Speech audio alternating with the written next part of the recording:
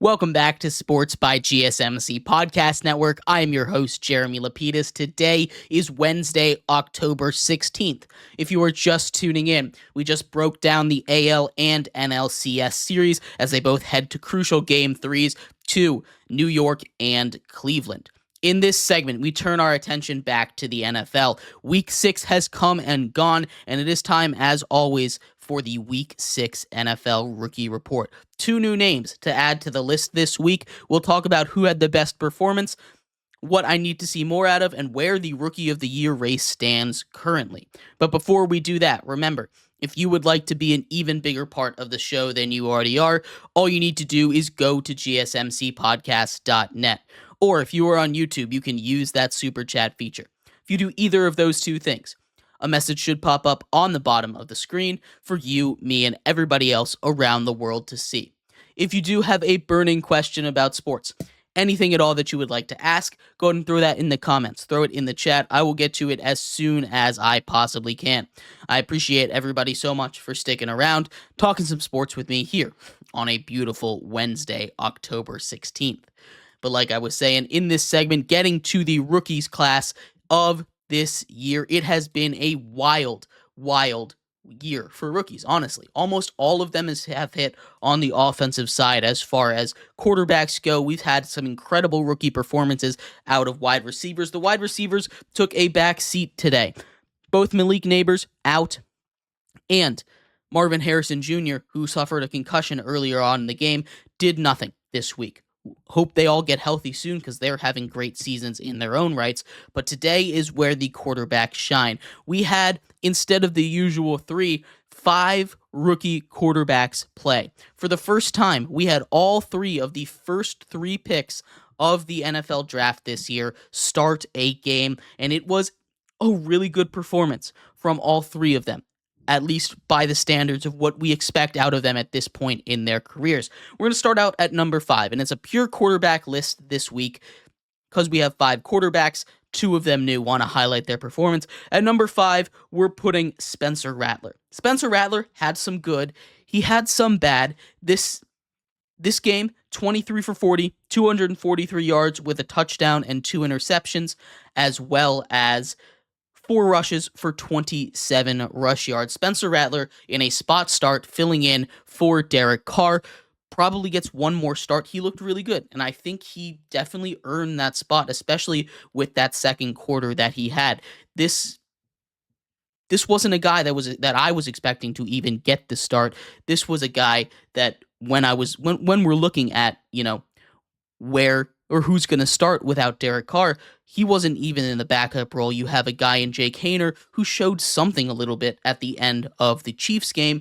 Not too much. Obviously, Spencer Rattler comes in, does a really solid job. He gets shorthanded. Rashid Shaheed gets hurt in the game. Chris Olave gets hurt in the game. This is a really injury-depleted Saints team, and the offensive line has not been playing great. If they can't get the run going, it's hard to get anything else going, but 27 points unanswered in the second quarter is a good start. It wasn't the greatest game, turned the ball over too often, but still a great start for his first start in Spencer Rattler. Andre says he can't imagine the contract Soto's going to get. I agree.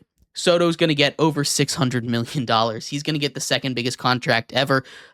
In my opinion, and we'll get into it a little bit more in the coming weeks when we get into MLB free agency, but he is one of the best players of the generation. He still has yet to hit his prime, which is scary. There's 2 destinations for him, in my opinion at least. He's either staying in New York or going to the Yankees or returning to Washington. At least that's the feeling I'm getting. There's a lot of places he could go. He's probably going to go to wherever pays him most. But like you said, he's already won a World Series. I don't think he needs to chase a ring anymore. He's already one of the best players of all of this generation.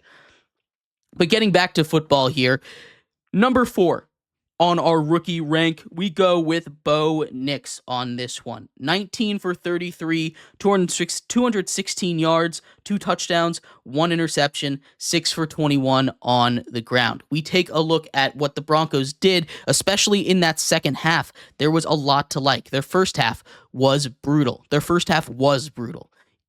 There's no other way to put it. They got absolutely destroyed by that Chargers team, that Chargers defense.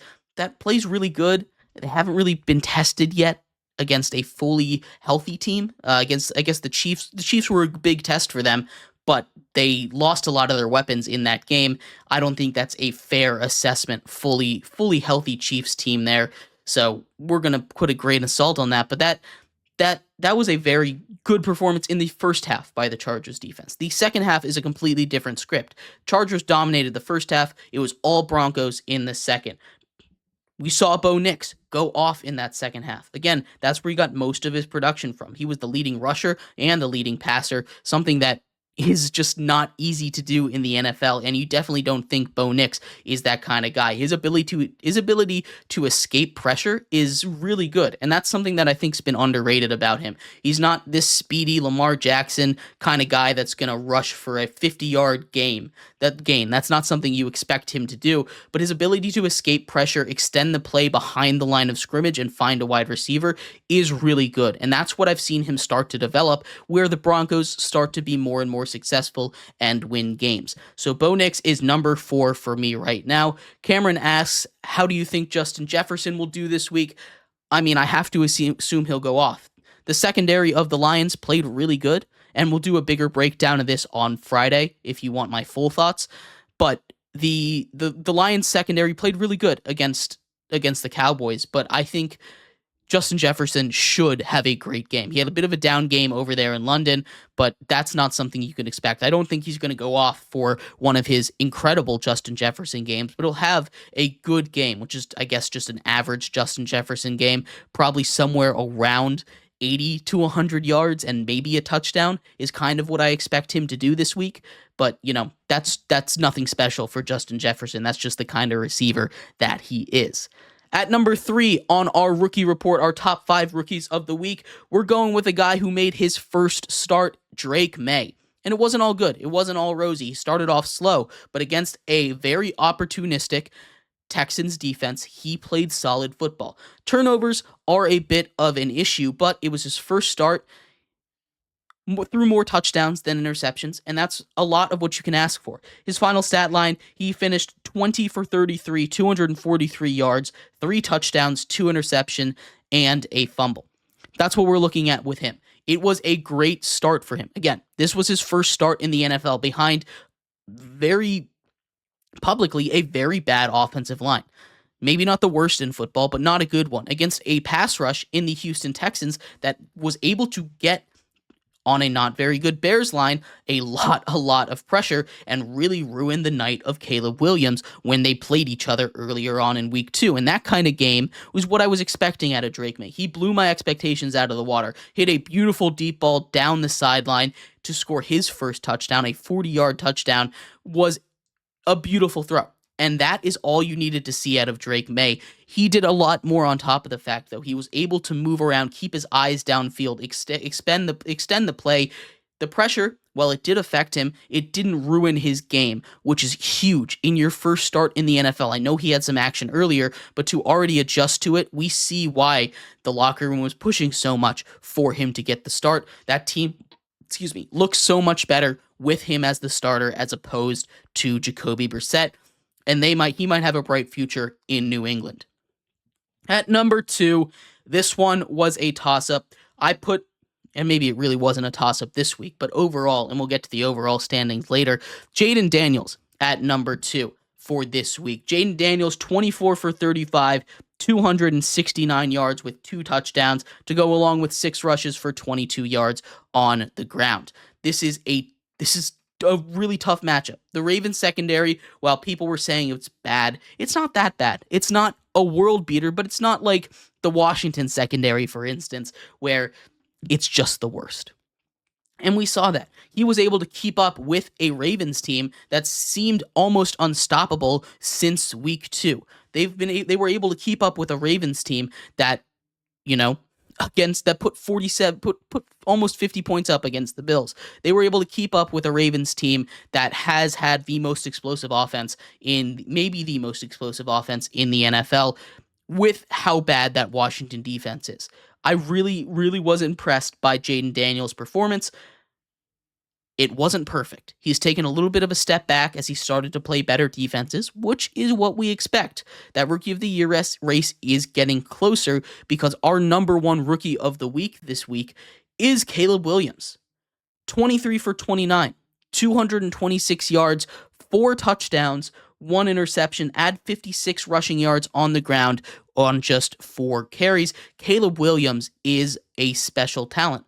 There's a reason he was favored at the beginning of the year. There's a reason he was touted as this can't-miss prospect. There's a reason he went number 1 overall. He is getting better and better and better every single week that we see him out there. Jaden Daniels continues to improve his football ability every single time he steps on the field. A trip across the ocean did not affect it. An injury, he was able to get Keenan Allen involved for the first time. We hadn't seen him much. We was able to keep his tight ends involved.